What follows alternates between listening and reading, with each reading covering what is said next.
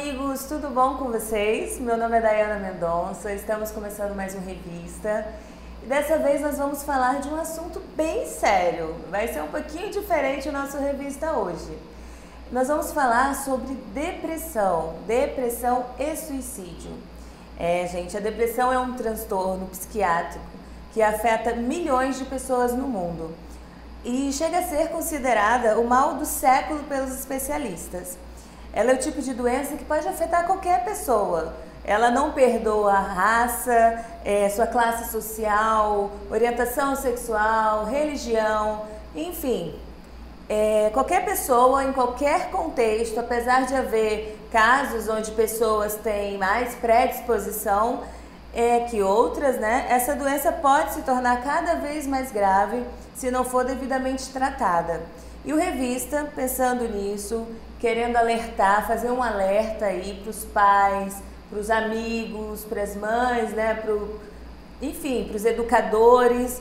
Pensando nisso, nós vamos entrevistar hoje a psicóloga Carla Santos, que vai estar falando sobre a depressão e suicídio. Tudo bom, Carla? Tudo bem. A depressão, ela é uma doença, ela não é frescura, ela não é escolha. Então eu gostaria que você falasse para os internautas o que é a depressão, Carla. Realmente a depressão ela é uma doença crônica e que atinge toda a sociedade, né? Independente de classe social, nível social, cultural. Ela é uma doença que ela não tem cura, a depressão não tem cura, mas ela tem tratamento. Ela tem como ser minimizada, né? E como que a gente sabe que uma pessoa está em depressão? Muitas pessoas me perguntam isso, né? Quando a gente foi dar palestra no Setembro Amarelo, porque foi uma campanha contra o suicídio, né? Para as pessoas ficarem alertas em prevenção contra o suicídio, perguntaram: a depressão, o que levaria à depressão? Na realidade, a depressão, ela não é apenas um fator que leva à depressão. São vários fatores. Seria um somatório, uma somatização de eventos que culmina na depressão, né? Tem também a questão da depressão, que muitas vezes a pessoa tem uma predisposição a desenvolver a depressão, né? Então é uma doença que ainda existe um tabu muito grande em relação à depressão, porque as pessoas começam a falar porque é bobagem, é besteira, é fraqueza. Até hoje em dia até hoje é assim, né? Ah, fulano teve depressão, nada, isso é fraqueza, isso é bobagem, arruma uma trouxa de roupa para lavar, a gente já ouviu isso. Muito. E a depressão não é uma brincadeira, não é uma bobagem, não é frescura, é fato, é algo seríssimo e que leva ao suicídio. Infelizmente, a gente tem visto muitos jovens, muitas pessoas já terminando dessa forma trágica, por não ter o tratamento correto, né, Carla? E por não ter esse entendimento de que é uma doença.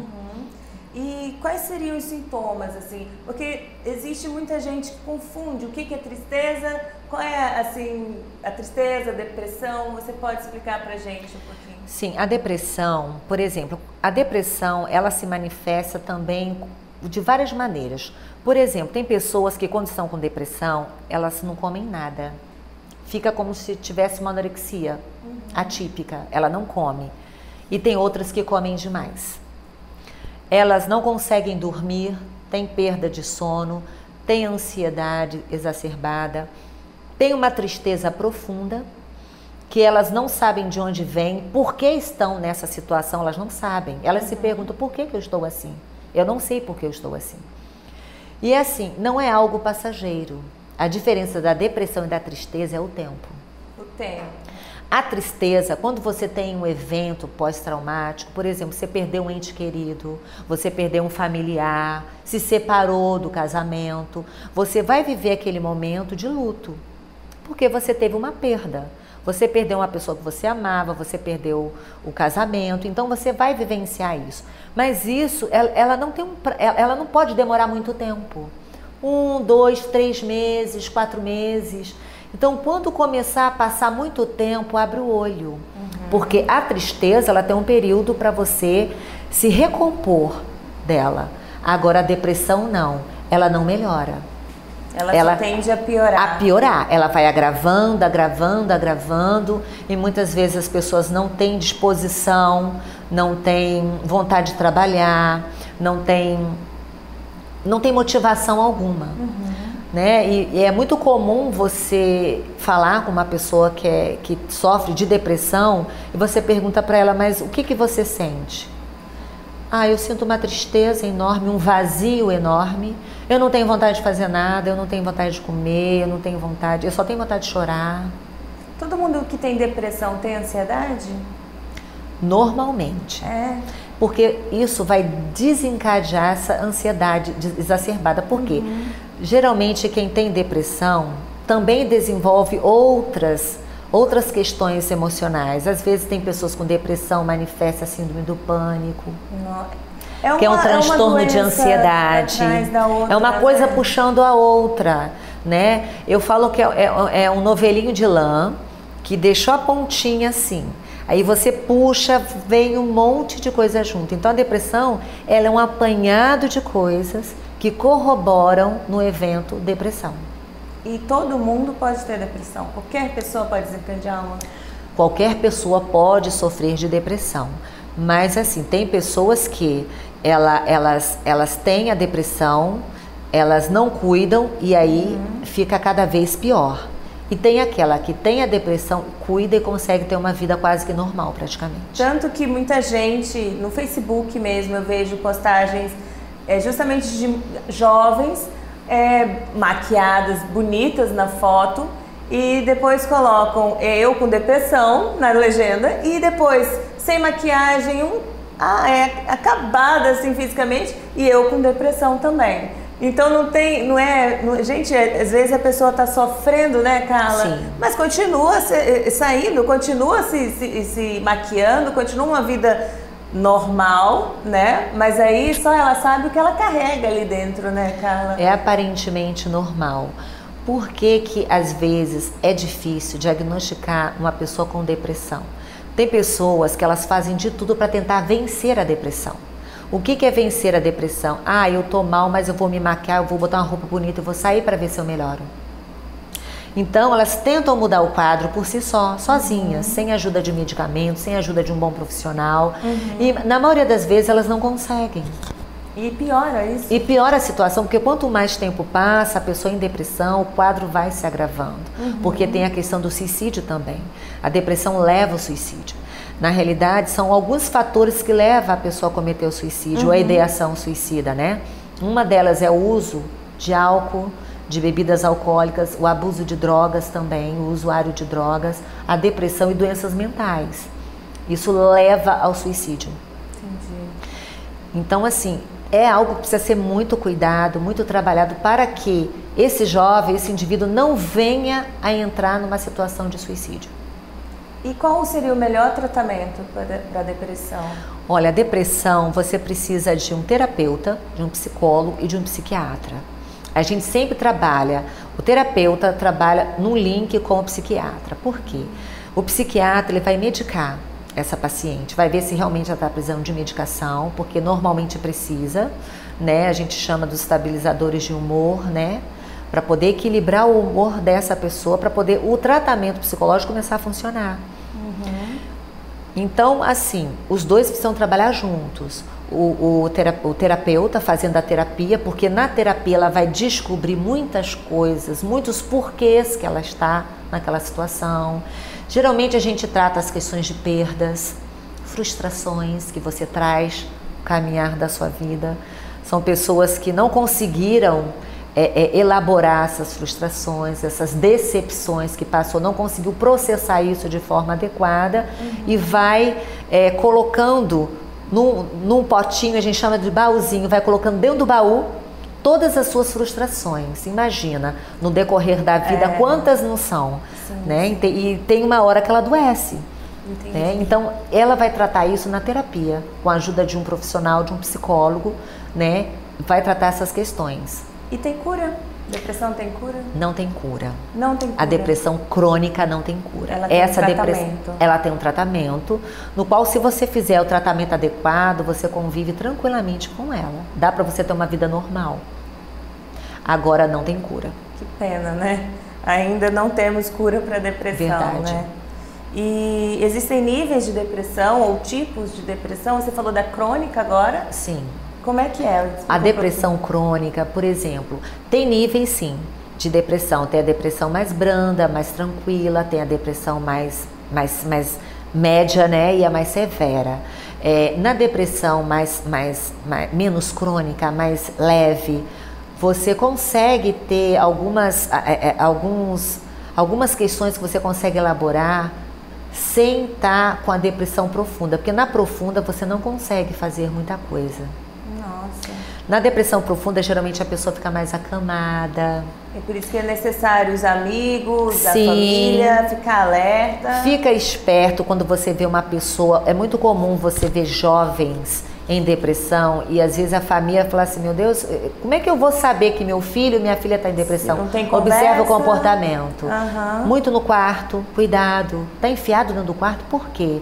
Não se alimenta direito, às vezes ele está muito exaltado, muita raiva, muito irado. Uhum. Então isso tudo são questões que precisam ser avaliadas. O que está acontecendo com esse jovem, com esse adulto? Porque é normal isso acontecer. Quando está na depressão já crônica, ela já não consegue fazer muita coisa, né? É a mais severa. É a mais severa. Ela já não tem disposição para fazer muita coisa. Às vezes nem quer levantar da cama, não quer olhar o dia lá fora. Às vezes ela não quer nem se olhar, não quer tomar banho. Nossa. A higiene pessoal do dia a dia então fica comprometida. Que as pessoas confundem as coisas quando vê uma pessoa bem arrumada. Sim. E elas acreditam que uma pessoa com depressão ela é nesse estado aí que você descabelada, tá o cabelo sujo. Aí é crônica nessa situação, crônica. né? Não tem maquiagem que dê jeito, porque você não quer mais se maquiar. Quando você está na fase de eu vou me maquiar para melhorar, você ainda está na depressão leve ainda. Não chegou no ponto crítico de você chegar e falar assim, eu não quero fazer nada, eu não quero comer, eu não quero pentear meu cabelo, eu não quero tomar banho, eu não quero escovar meu dente. Aí você quer fazer o quê? Não quero ficar nada, não quero fazer nada, eu quero ficar jogada no quarto, dormindo. E você dorme, a pessoa dorme. É como se ela não... Aí vem o suicídio. Nossa. As tentativas. Tipo, minha vida não vale nada, eu tô aqui pra quê? Se eu morresse ia ser melhor. Não vou fazer falta pra ninguém, minha vida tá uma droga mesmo. Eu já tô quase morta mesmo, eu tô em cima de uma cama, não quero fazer nada. Aí vem a ideação suicida. E no tratamento, os remédios, eles têm um efeito colateral? Olha, ultimamente os remédios que estão sendo utilizados, os efeitos são bem menores. Antigamente, quando usava muito Rivotril, os ansiolíticos, né, o antidepressivo, eles antigamente tinham os antidepressivos mais pesados, que tinham efeitos colaterais ruins, piores. A pessoa no dia seguinte não ficava legal, com a meia zonza, meia paradona, né? Agora não, devido à evolução da medicina, né? Então, eles estão estudando e conseguiram medicamentos mais eficazes com menos efeitos colaterais. E os antidepressivos, eles podem interagir e causar problemas se ingeridos com outro tipo de medicações mais comuns?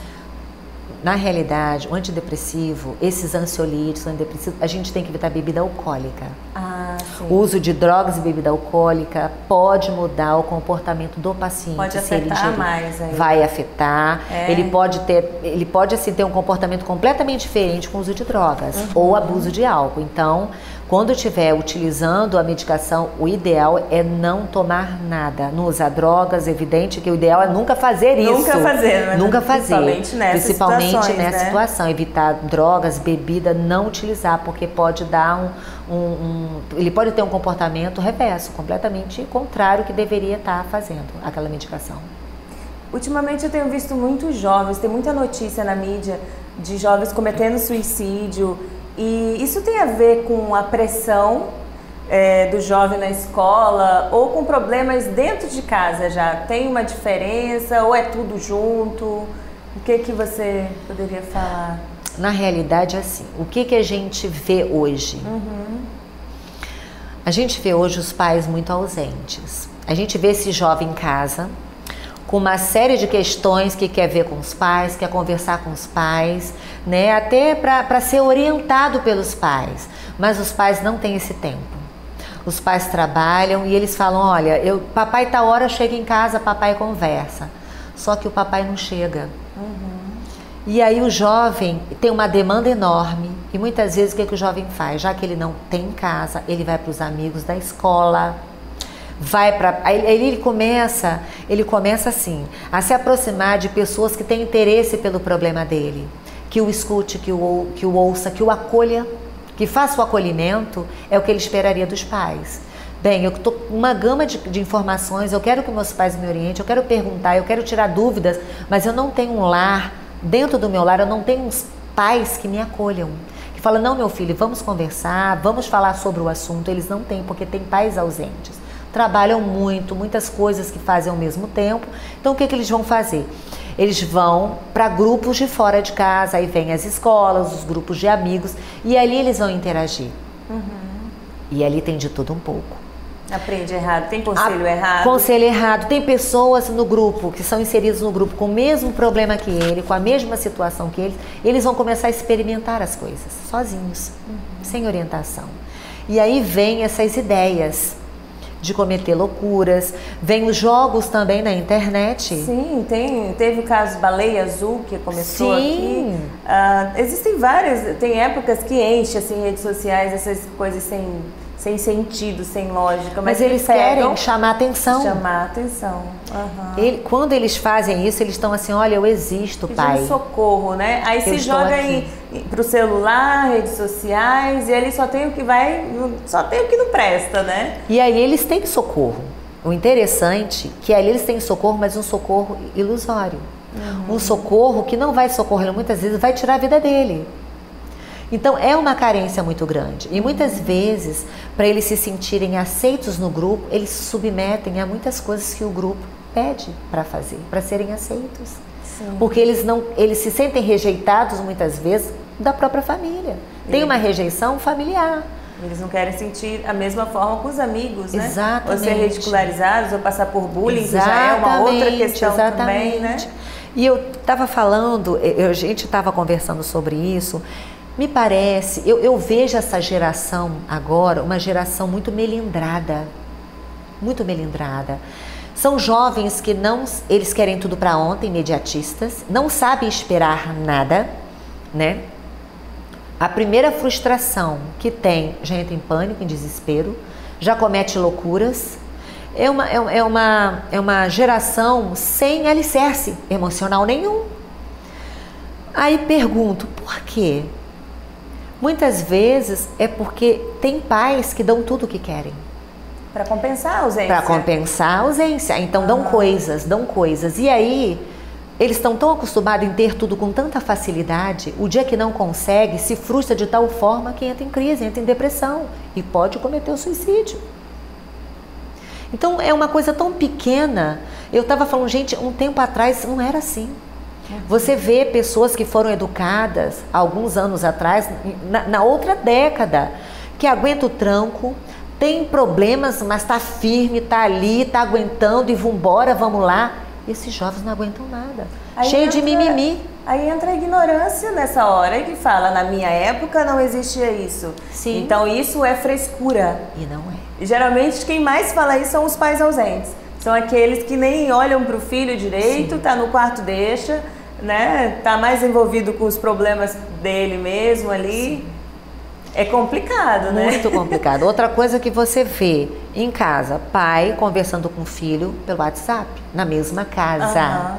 Já não tem mais aquele jantar com a família, na mesa, todo mundo ali, né? Olhar no olho, sabe? Olhar para o filho, pegar o filho, segurar, acolher, dar um beijo. Você não tem mais isso hoje. Tá muito frio, né? As pessoas estão cada vez mais frias, né? Verdade. E a maior causa do suicídio é a depressão? Uma das causas, né? É como eu tinha falado, a depressão é uma causa muito, muito, muito forte, muito relevante, mas tem também o uso de drogas, o abuso de álcool e doenças mentais. Esquizofrenia, pessoas esquizofrênicas têm uma tendência enorme ao suicídio. A depressão, ela é hereditária? Tem cunho hereditário, sim. A depressão crônica, sim. Então é bom, quando a gente faz um atendimento, você faz uma anamnese com o paciente, né? E nessa anamnese com o paciente, você começa a perguntar sobre a família. E aí você descobre que às vezes a mãe era, o avô era, o bisavô era. Eu já vi casos assim. E você vê toda uma sequência acontecer, né? Então, tem casos, os estudos indicam que sim, os estudos mais recentes foram feitos indicam que sim, essa probabilidade de ser hereditário, sim.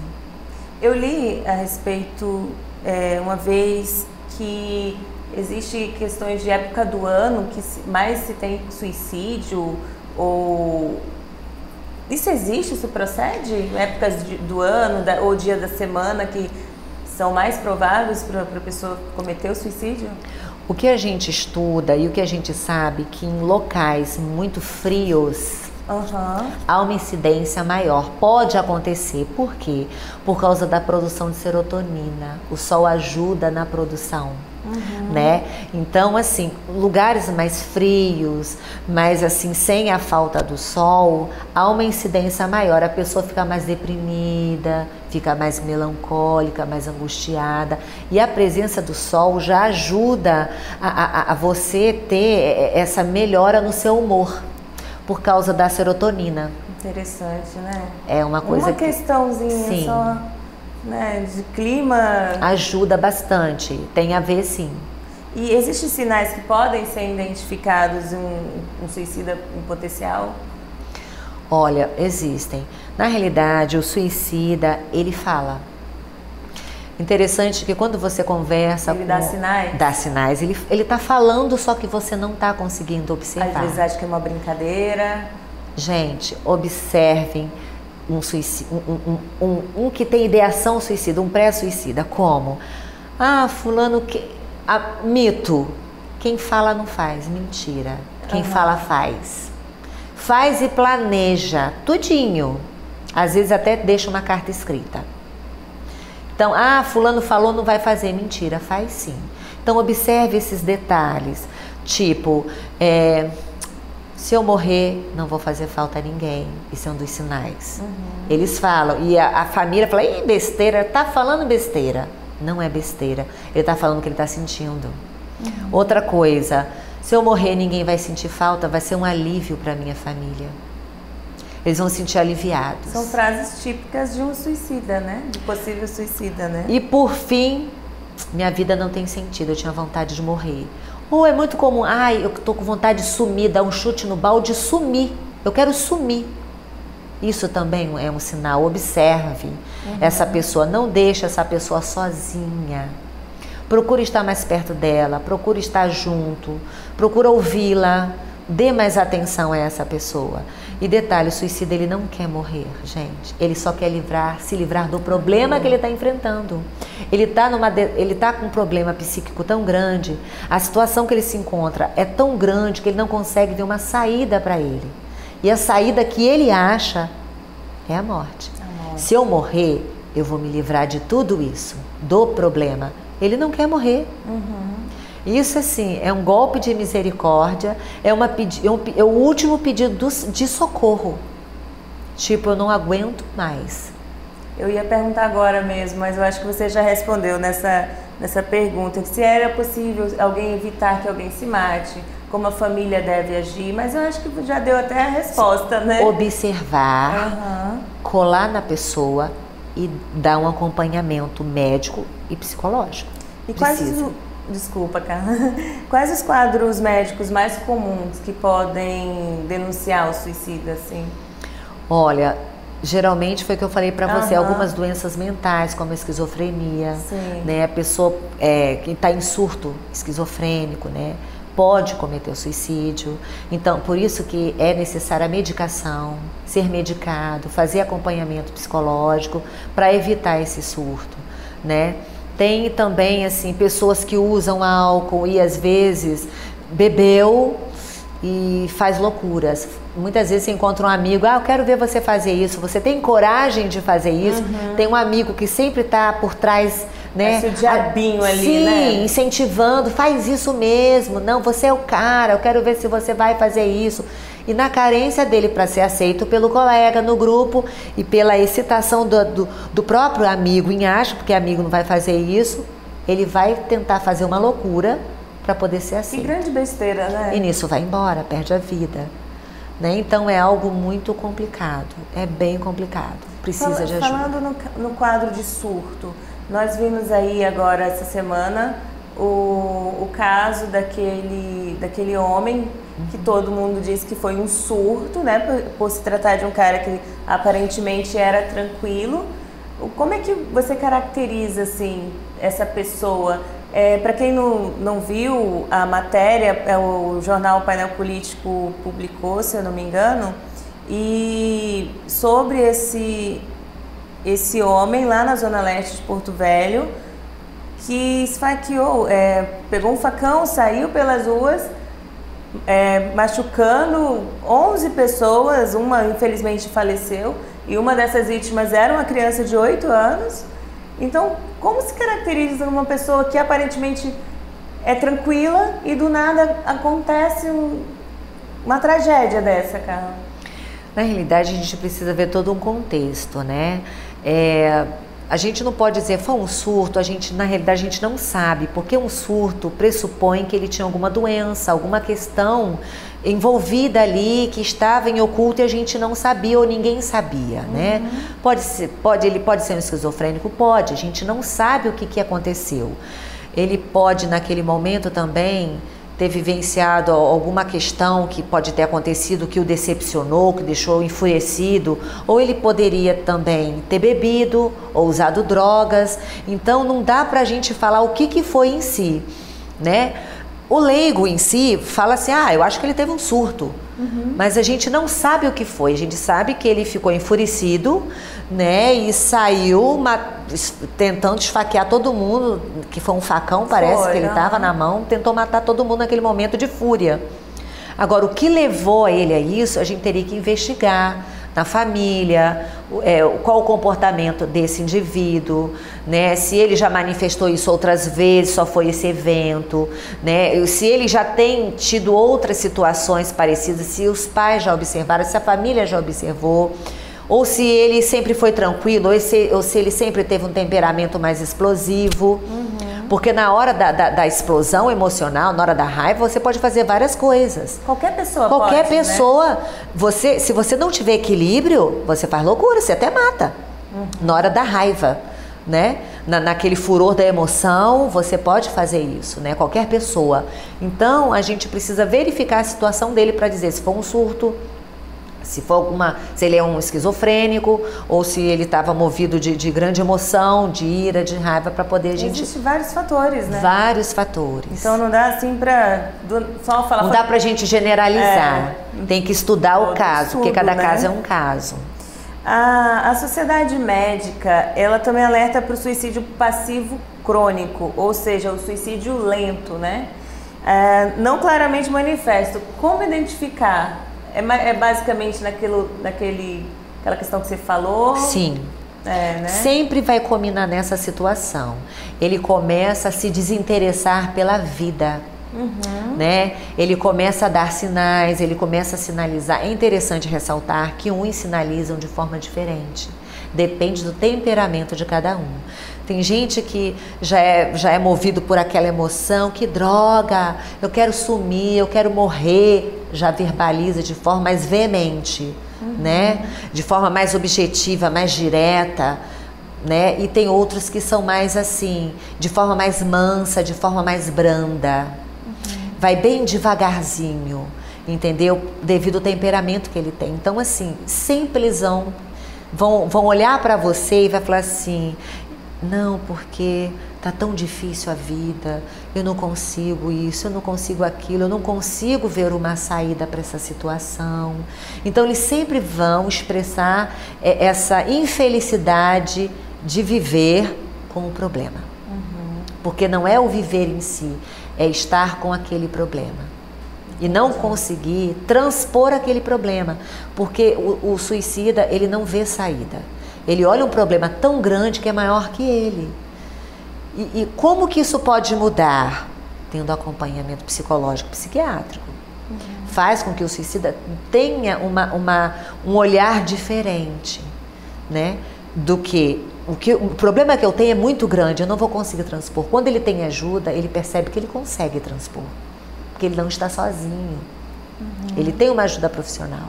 Então isso vai minimizar toda a situação e pode ser evitado o suicídio. Mas eu vou falar novamente, ressaltar, é importante a observação do familiar a essa pessoa. A família tem que estar observando. Mãe, se for um jovem, um adolescente, os pais, os tios, a pessoa mais próxima tem que estar observando os sinais. Porque são os sinais que vai fazer com que você venha entender que ele pode cometer o suicídio. Você vai diagnosticar assim. Até para levar ele para o terapeuta ou para o psiquiatra. Veio por quê? Porque ele está falando isso, está falando que quer morrer, que a vida não vale nada, que ele não vale nada. Né? Ele se deprecia o tempo inteiro. Está com baixa autoestima. Né? Então, isso são sinais que a gente precisa verificar. Muito dentro do quarto, muito calado, muito fechado, muito introspectivo, sem motivação. Isso tudo são sinais de depressão que pode culminar em suicídio. Entendi. A Carla, gente, ela atende na clínica Fono e Áudio, não é isso, Carla? Sim, Fono e Áudio. E ela trabalha, ela é uma das psicólogas lá que tem, é toda uma equipe, né? É toda uma equipe. Vai passar o número da Carla, o número que você pode entrar em contato com ela para agendar, né? Não pode, sim, Carla? Pode, com certeza. Tem o endereço da clínica também. Eles trabalham com... Você pode falar um pouquinho da clínica? Sim, a clínica, sim, são 2 salas, é uma clínica nova, a gente abriu tem pouco tempo. Lá a gente há o atendimento fonoaudiológico e tem o atendimento psicológico, né? Lá na questão da fonoaudiologia tem o teste do pezinho, o teste da orelhinha, da linguinha, que são feitos lá, toda a área de fonoaudiologia. Atendimento a adultos, a crianças, a idosos. Nós também, lá, nós temos uma psicóloga que é minha amiga, né?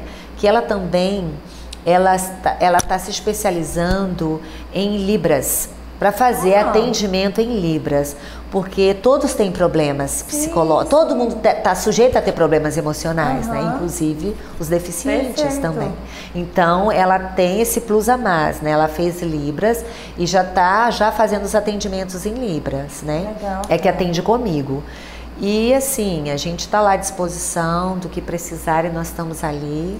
E Carla, lá na clínica, os teus atendimentos, fala um pouquinho assim, que você recebe mais que tipo de problemas, além da depressão, trata de tudo, né, Carla? É de tudo um pouco. Na realidade, o ser humano é um indivíduo bem complexo. Né? Então muitas vezes a gente não consegue lidar com várias frustrações que a gente passa com o decorrer da vida. E a gente vai levando isso para a fase, muitas vezes da infância, para a fase da adolescência para a fase adulta e às vezes a velhice. Então existem questões emocionais que a gente precisa tratar. Até para a gente conseguir processar essas situações e ter o quê? E ter um emocional saudável. Então a gente promove saúde emocional. O psicólogo, ele promove saúde emocional. E todos nós precisamos. Às vezes a gente fala, porque eu não preciso. Às vezes é quem mais precisa.